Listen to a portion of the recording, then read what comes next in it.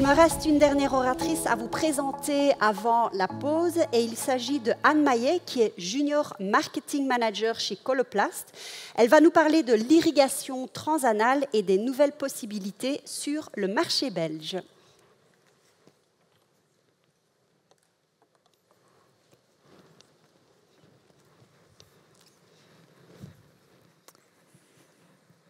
Bonjour à tous. Mais c'est dommage que le professeur Delot soit parti parce que...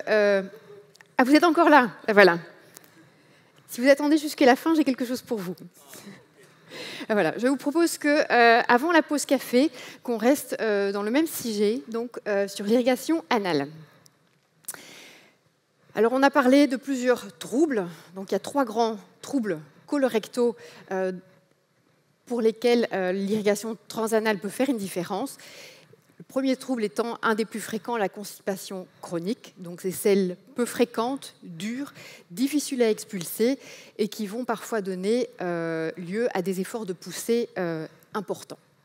Le second, l'incontinence anale, où là, la personne est dans la difficulté, l'impossibilité de contrôler les pertes fécales ou de gaz. Le dernier, l'exonération incomplète, où là, la personne va pouvoir aller aux toilettes, mais n'est jamais complètement soulagée. Parmi ces troubles aussi, l'un n'exclut pas l'autre. L'irrigation transanale, donc on va la retrouver en seconde position. Donc on a vu la pyramide à plusieurs reprises. Donc en deuxième position, ça veut dire après les traitements conservateurs tels que adaptation de l'alimentation, les laxatifs ou l'exonération digitale. L'irrigation transanale se trouve à mi-chemin vers les solutions chirurgicales, la solution ultime étant l'astomie. Alors, qu'est-ce que Peristeen Plus? Eh bien, c'est un système d'irrigation transanale qui se propose justement de résoudre ces problèmes d'incontinence fécale et de constipation. Donc, comme le professeur Delooz l'a dit, l'irrigation transanale n'est pas une invention de Coloplast. En revanche, quelle est la tâche de Coloplast? Eh bien, c'est d'avoir conçu et de continuer de travailler sur un système d'irrigation qui va permettre une utilisation confortable et sûre. Donc, le principe est relativement simple. On introduit de l'eau dans le côlon via le rectum à l'aide d'une sonde rectale ou d'un cône. Après un certain temps, une fois que l'eau nécessaire a été introduite, la sonde est enlevée et l'eau et les sels vont être évacués. Alors, chez qui ce système va être le plus efficace?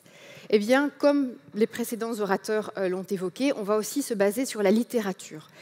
Les patients les plus étudiés, ce sont les patients avec des troubles d'origine neurologique et plus spécifiquement ceux avec une lésion médulaire, spina bifida ou une sclérose en plaques. On est entre-temps à plus de 35 études spécifiquement sur Peristeen, son efficacité chez ce groupe de patients. Et quelles sont les conclusions dans les grandes lignes? Eh bien, c'est une réduction du temps passé, une réduction des symptômes d'incontinence et de constipation, une réduction du temps passé à l'exonération. Vous avez entendu des temps qui vont jusqu'à 1 heure sur les toilettes. En référence aussi au professeur de Barter, je ne sais pas s'il est encore dans la salle. Donc l'interaction entre la vessie et les intestins, eh bien une réduction des infections urinaires, une utilisation sûre. Donc la sécurité d'utilisation est importante pour tout le monde, mais certainement dans le groupe des patients spina bifida, où on va retrouver aussi beaucoup d'enfants. Et enfin, de façon générale, une amélioration de la qualité de vie des patients. Un deuxième groupe de patients qui va pouvoir bénéficier de l'irrigation transanale, ce sont les patients avec des troubles d'origine non neurologique et plus spécifiquement l'ARS. Ils ont aussi été évoqués. Donc à chaque fois à l'écran, vous voyez un extrait des études, mais il y en a beaucoup plus. Là, dans le cas de Peristeen Plus, on est à plus de 10 études sur l'efficacité du produit. Et là, qu'est-ce qu'on voit en bénéfice pour les patients? On voit une diminution du temps passé à la défécation. Il faut savoir que ce sont des patients qui vont quelquefois aller 20 fois, 30 fois, 40 fois à la toilette par jour. Une amélioration en général des scores d'évaluation de la sévérité de leurs symptômes. Donc vous voyez différents scores parce que selon l'étude, un autre score a peut-être été utilisé. Et de nouveau, une amélioration en général de la qualité de vie des patients. Il faut savoir aussi que cette opération, donc cette résection du rectum, elle est pratiquée souvent suite à un cancer colorectal, qui est le 2e cancer chez la femme, le 3e chez l'homme. Et que parmi cette population, 60 jusqu'à 90%, on l'a vu, vont souffrir d'incontinence fécale, donc un groupe important. Concrètement, Peristeen, certains le connaissent peut-être déjà, d'autres moins. Donc ça se compose d'une partie centrale qui est une unité de contrôle. Donc c'est le système que vous voyez avec le bouton, avec des icônes pour une utilisation intuitive. D'un côté, le système est relié à une poche à eau avec un couvercle, et de l'autre extrémité, une sonde rectale à ballonnet ou un cône. Alors pourquoi c'est important la notion de sonde à ballonnet, cône? Parce que l'utilisation est différente et l'indication est aussi différente. La sonde rectale à ballonnet, c'est la première sonde qui a été conçue avec le système à destination des patients aussi qui ont été les plus étudiés, c'est-à-dire ceux avec une indication neurologique. Ce sont des patients souvent où on a un défaut de mobilité et de dextérité. Le ballon, une fois gonflé, va faire en sorte que la sonde reste dans le rectum et que le patient a les mains libres pour après continuer son irrigation. La sonde conique, c'est un système plus récent. Là, il n'est pas muni d'un ballonnet, mais ce sont à chaque fois des sondes qui sont lubrifiées. Et là, le but va être de pratiquer une irrigation en douceur. Dans le cas de l'ARS, il y a une anastomose, donc il y a un tissu cicatriciel qui a parfois aussi été fragilisé par une radiothérapie, donc on a besoin de douceur dans ces cas-là pour l'irrigation anale. Quand on parle de Peristeen, donc là, à travers ma présentation, mais aussi ceux des orateurs, on a vu, c'est un petit peu plus qu'un produit, donc c'est un grand nombre d'études qui prouvent son efficacité. Ce sont des scores d'évaluation qui permettent de soutenir et d'attester de la sévérité des symptômes. Entre-temps, à travers le monde, on compte plus de 37 000 utilisateurs du produit. Le dernier point qui a été évoqué, et certainement un des plus importants, c'est la place essentielle de l'éducation dans l'apprentissage à l'utilisation du produit. Donc, essentiel va être la collaboration de Coloplast avec les professionnels de santé, donc avec vous, mais aussi du professionnel de santé avec le patient. Dans la sélection du patient, donc voir qui va pouvoir effectivement en bénéficier, éduquer, donc bien apprendre à utiliser le produit, mais par après, le suivi. Donc important, certainement aussi après pour le retour à la maison. Le slide suivant, patience et persévérance, vu de Anheuser-Wint.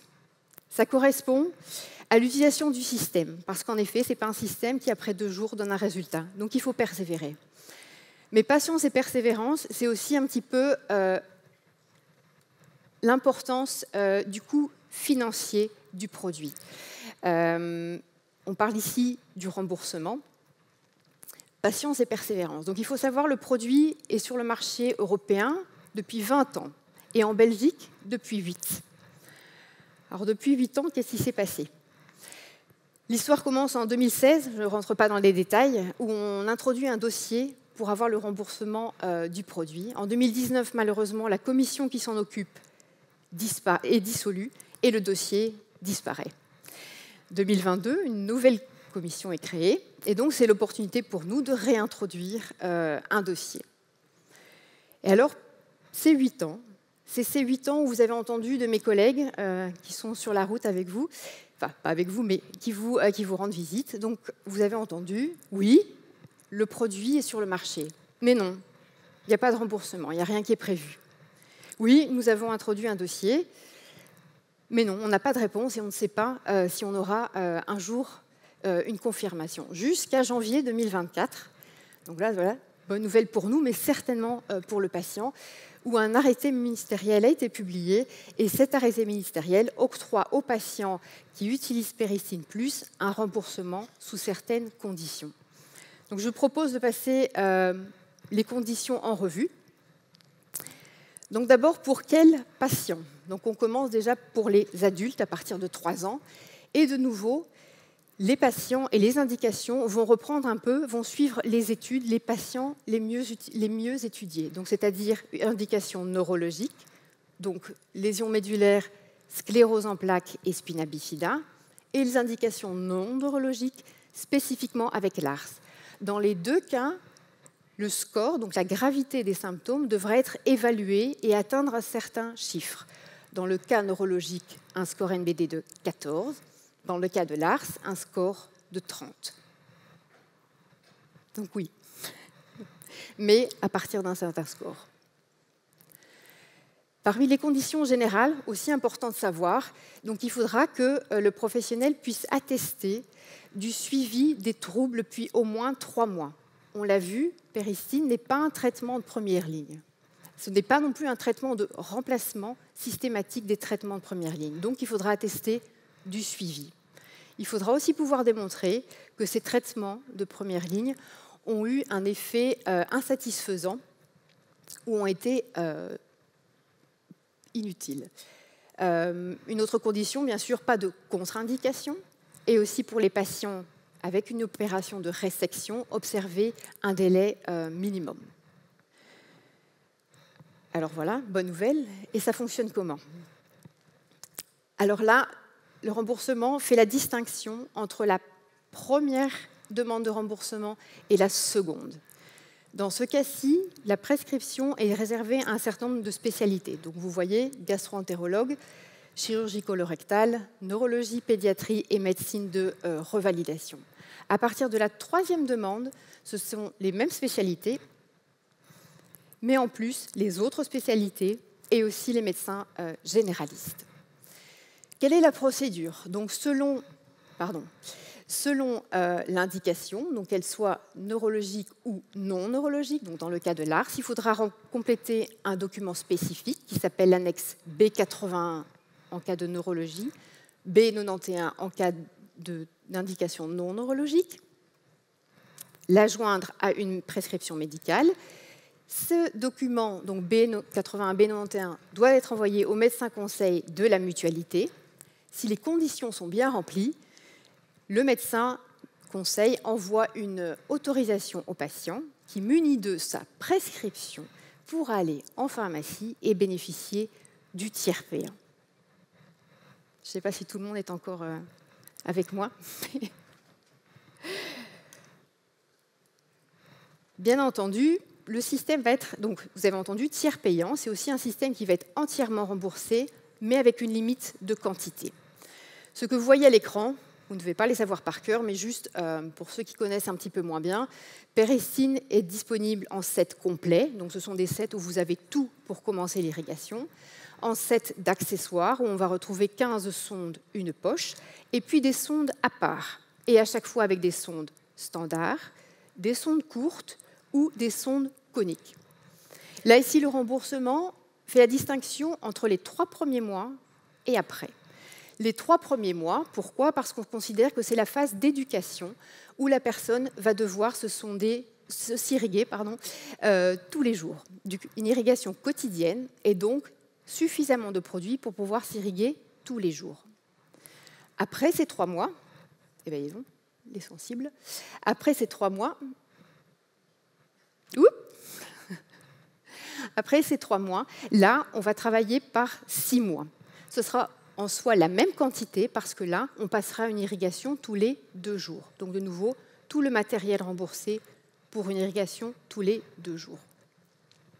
Si vous avez des questions sur le remboursement, vous pouvez certainement venir nous voir par après sur le stand, nous envoyer un mail, contacter mes collègues ou nous-mêmes, ou contacter l'INAMI, vous pouvez aussi, ça prend peut-être un petit peu plus de temps. Et donc voilà. Je voudrais juste terminer sur un slide qui est un témoignage. Donc, c'est une dame qui est atteinte d'une lésion médulaire et qui nous dit « Si je pouvais faire un vœu, ce ne serait pas de remarcher, mais de contrôler mes intestins. » C'est-à-dire à quel point c'est important. Je pense qu'au-delà de la bonne nouvelle pour Coloplast et pour le patient de ce remboursement, c'est aussi une belle reconnaissance aussi de ces troubles colorectaux et de leur impact dans la vie quotidienne des patients. Merci. Merci beaucoup, Anne. Merci. Nous avons une question pour vous de la part de l'audience. Het is wel in Nederlands. Mag men bij Lars ook een katheter gebruiken? La première, c'est pour ça que le cône a été conçu. Dans le cas de Lars, on est dans un tissu qui est fragilisé. C'est pour ça aussi que jusqu'à maintenant, et le professeur Delose l'a aussi mentionné, que la préférence va aussi à un système conique qui est un autre système de coloplaste. Donc a priori, une sonde conique, justement parce que le ballon, une fois qu'il est gonflé, il exerce une pression. Ok, très bien. Merci beaucoup pour ces explications. Merci en tout cas pour la présentation.